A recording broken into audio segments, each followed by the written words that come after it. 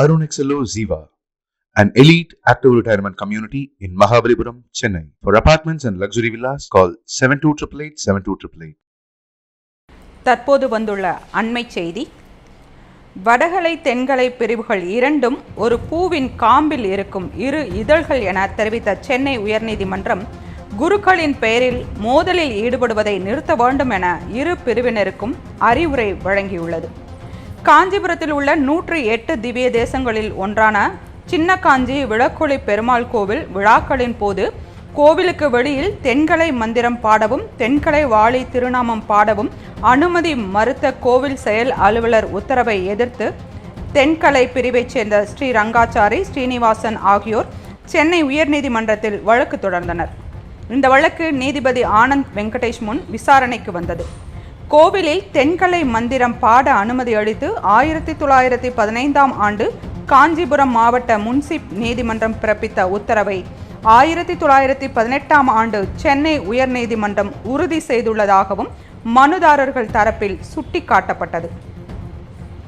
வழக்கை விசாரித்த நீதிபதி உரிமையியல் நீதிமன்ற உத்தரவை அமல்படுத்த உயர்நீதிமன்றத்தை பயன்படுத்த முடியாது, தீர்ப்பை அமல்படுத்த கோரி சம்பந்தப்பட்ட உரிமையியல் நீதிமன்றத்தை அணுகலாம் என கூறி வழக்கை தள்ளுபடி செய்து உத்தரவிட்டார்.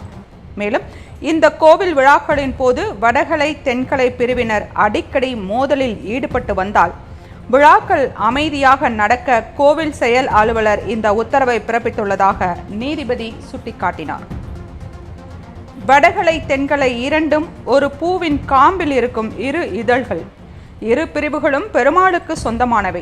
இரு பிரிவுகளும் குருமார்களும் பெருமாளின் பாத கமலத்தில் இழைப்பாரும் நிலையில் அவர்களின் சீடர்கள் குருக்களின் பெயரால் மோதல்களை தவிர்த்து ஒன்று சேர்ந்து குருக்களின் பாதைக்கு கௌரவம் கொடுக்க நம்பிக்கை பாதையில் நடைபோட வேண்டுமென நீதிபதி அறிவுரை வழங்கியுள்ளார்.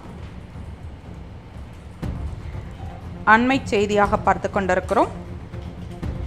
வடகலை தென்கலை பிரிவுகள் இரண்டும் ஒரு பூவின் காம்பில் இருக்கும் இரு இதழ்கள் என தெரிவித்த சென்னை உயர்நீதிமன்றம் குருக்களின் பெயரில் மோதலில் ஈடுபடுவதை நிறுத்த வேண்டும் என இரு பிரிவினருக்கும் அறிவுரை வழங்கியுள்ளது. காஞ்சிபுரத்தில் உள்ள 108 திவ்ய தேசங்களில் ஒன்றான சின்ன காஞ்சி விளக்கொளி பெருமாள் கோவில் விழாக்களின் போது கோவிலுக்கு வெளியில் தென்கலை மந்திரம் பாடவும் தென்கலை வாழி திருநாமம் பாடவும் அனுமதி மறுத்த கோவில் செயல் அலுவலர் உத்தரவை எதிர்த்து தென்கலை பிரிவைச் சேர்ந்த ஸ்ரீரங்காச்சாரி ஸ்ரீனிவாசன் ஆகியோர் சென்னை உயர்நீதிமன்றத்தில் வழக்கு தொடர்ந்தனர். இந்த வழக்கு நீதிபதி ஆனந்த் வெங்கடேஷ் முன் விசாரணைக்கு வந்தது. கோவிலில் தென்கலை மந்திரம் பாட அனுமதி அளித்து 1915ஆம் ஆண்டு காஞ்சிபுரம் மாவட்ட முன்சிப் நீதிமன்றம் பிறப்பித்த உத்தரவை 1918ஆம் ஆண்டு சென்னை உயர்நீதிமன்றம் உறுதி செய்துள்ளதாகவும் மனுதாரர்கள் தரப்பில் சுட்டிக்காட்டப்பட்டது. வழக்கை விசாரித்த நீதிபதி உரிமையியல் நீதிமன்ற உத்தரவை அமல்படுத்த உயர்நீதிமன்றத்தை பயன்படுத்த முடியாது, தீர்ப்பை அமல்படுத்த கோரி சம்பந்தப்பட்ட உரிமையியல் நீதிமன்றத்தை அணுகலாம் என கூறி வழக்கை தள்ளுபடி செய்து உத்தரவிட்டார். மேலும் இந்த கோவில் விழாக்களின் போது வடகலை தென்கலை பிரிவினர் அடிக்கடி மோதலில் ஈடுபட்டு வந்தால் விழாக்கள் அமைதியாக நடக்க கோவில் செயல் அலுவலர் இந்த உத்தரவை பிறப்பித்துள்ளதாக நீதிபதி சுட்டிக்காட்டினார். வடகலை தென்கலை இரண்டும் ஒரு பூவின் காம்பில் இருக்கும் இரு இதழ்கள். இரு பிரிவிலும் பெருமாளுக்கு சொந்தமானவை. இரு பிரிவுகளின் குருமார்களும் பெருமாளின் பாத கமலத்தில் இழைப்பாரும் நிலையில் அவர்களின் சீடர்கள் குருக்களின் பெயரால் மோதல்களை தவிர்த்து ஒன்று சேர்ந்து குருக்களின் பாதைக்கு கௌரவம் கொடுத்து நம்பிக்கை பாதையில் நடைபோட வேண்டும் என நீதிபதி அறிவுரை வழங்கியுள்ளார். அண்மை செய்தி.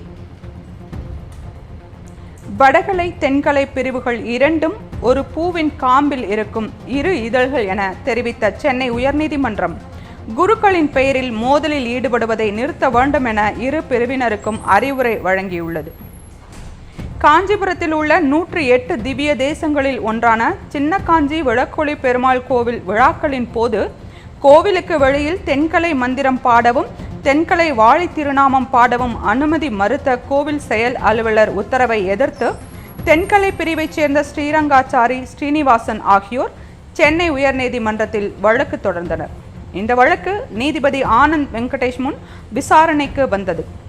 கோவிலில் தென்கலை மந்திரம் பாட அனுமதி அளித்து 1915ஆம் ஆண்டு காஞ்சிபுரம் மாவட்டம் முன்சிப் நீதிமன்றம் பிறப்பித்த உத்தரவை 1918ஆம் ஆண்டு சென்னை உயர்நீதிமன்றம் உறுதி செய்துள்ளதாகவும் மனுதாரர்கள் தரப்பில் சுட்டிக்காட்டப்பட்டது. வழக்கை விசாரித்த நீதிபதி, உரிமையியல் நீதிமன்ற உத்தரவை அமல்படுத்த உயர்நீதிமன்றத்தை பயன்படுத்த முடியாது, தீர்ப்பை அமல்படுத்த கோரி சம்பந்தப்பட்ட உரிமையியல் நீதிமன்றத்தை அணுகலாம் என கூறி வழக்கை தள்ளுபடி செய்து உத்தரவிட்டார். மேலும் இந்த கோவில் விழாக்களின் போது வடகலை தென்கலை பிரிவினர் அடிக்கடி மோதலில் ஈடுபட்டு வந்தால் விழாக்கள் அமைதியாக நடக்க கோவில் செயல் அலுவலர் இந்த உத்தரவை பிறப்பித்துள்ளதாக நீதிபதி சுட்டிக்காட்டினார். வடகலை தென்கலை இரண்டும் ஒரு பூவின் காம்பில் இருக்கும் இரு இதழ்கள். இரு பிரிவுகளும் பெருமாளுக்கு சொந்தமானவை. இரு பிரிவுகளும் குருமார்களும் பெருமாளின் பாத கமலத்தில் இளைப்பாறும் நிலையில் அவர்களின் சீடர்கள் குருமார்களின் பெயரால் மோதல்களை தவிர்த்து ஒன்று சேர்ந்து குருக்களின் பாதைக்கு கௌரவம் கொடுத்து நம்பிக்கை பாதையில் நடைபோட வேண்டும் என நீதிபதி அறிவுரை வழங்கியுள்ளார்.